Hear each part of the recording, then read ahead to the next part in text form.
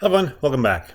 So we're moving into chapter 12, and this is one of my favorite chapters because it talks about refrigeration cycles, and I absolutely love air conditioning, so let's figure out how it actually works. Okay, so here's our basic schematic. Now, in the past, we've been going from a warm environment to a cold environment, so we're always going this direction. And because we're going that direction, that's what nature wants to do. It wants to go from hot to cold. It always wants to send heat in that direction so it can produce power. Now, for refrigerators and heat pumps, what we're doing is we're taking energy from a cold environment and putting it into a relatively hot environment or a warmer environment. Now, that doesn't happen naturally in nature, and that means that we have to put work into the system to keep it going. Okay, so this cycle requires work, and our previous ones we were producing work. Producing power. So, how do we transfer heat from low to high temperature places? Well, it's using a special device called a refrigerator. I know you've never heard of that before. Another device is a heat pump. You're like, well, what's the difference? I'm using a heat pump to heat my home.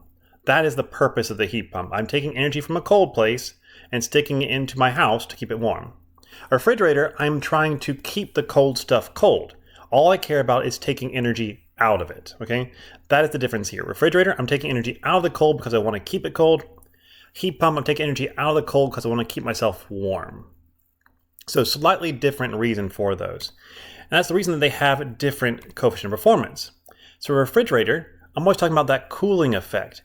How much have I cooled my food, my vaccines, whatever it is? And so that's asking how much heat did I take from that low temperature source? That's all over my work input. And then for my heat pump though, I'm asking, well, how much heat actually went into my house? And so that's the important thing. So for heat pump, I care about this. For refrigerator, I care about this. And they are different because my heat pump will always include my work input too. Like that's going to be those two add together. If you look at it, you got two arrows right here. They add together to make the third arrow. Okay. So with that being said, let's talk about perfection. Whoop. Little connection there. Let's talk about perfection. So the reversed Carnot cycle. This is the glorious one. This is the one we're like, wow, this is amazing. Remember, Carnot don't exist, okay? A Carnot car can't run because it has a Carnot engine. Gotta work on that joke. Or you know what? Just toss it out entirely. So the Carnot cycle looks like this. Pretty simple. We have heat input at the bottom. We have heat output at the top. So I'm either, heating my house with this. I could be, or I could be heating, cooling my food with this, or doing both at the same time.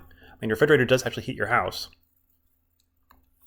So with that, this is perfectly isentropic. So right here and right here, that's my compression process and my expansion process. Those are perfectly isentropic. And so there's no entropy generation.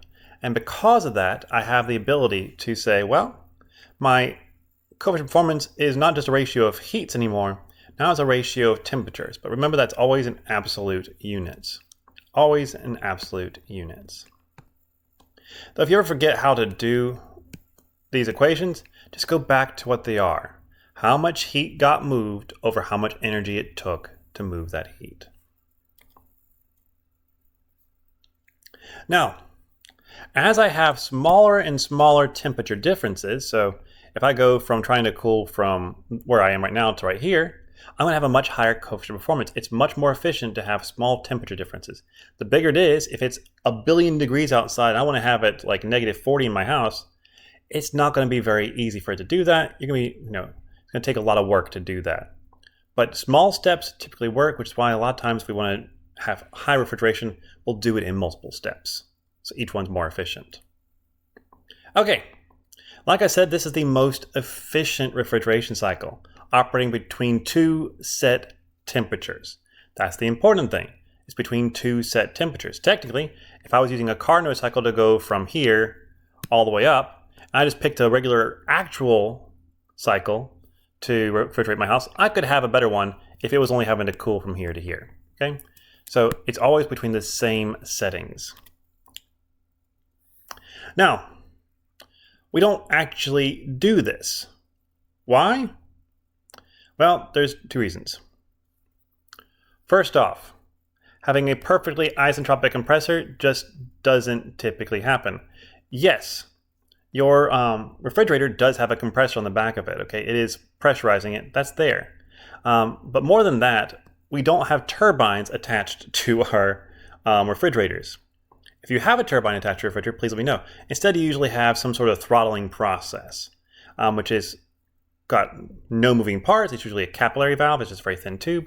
And because of that, it's got no upkeep. It's really, really efficient at doing what it does. At least it's very easy for it to do what it does. It's not isentropic, though. It is wasting energy.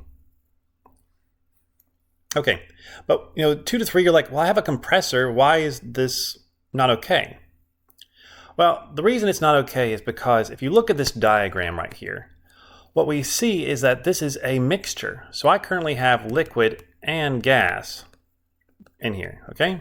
I am trying to compress both my liquid and my gas all at once. And compressors are just not built to do that. They're great at doing liquids, that's a pump. They're great at doing gases, that's your regular compressor. And so you would have to have a compressor that could handle 2 phases, and those are really complex and it just wouldn't be feasible. So we can't have this cycle work as it is. And like I said, turbines, one, it's just not practical to have a turbine on there. And 2, that's a really high moisture content. Okay, that's a lot of liquid, and you do not want to have a lot of liquid going into a turbine. Okay, so we'll stop here because this is the perfection. And next time we're going to go into reality. We're going to go into our actual refrigeration cycles and see how those work, see how we have to alter them to match what we can actually do in reality. So thanks for listening. I'll see you all next time. Bye-bye.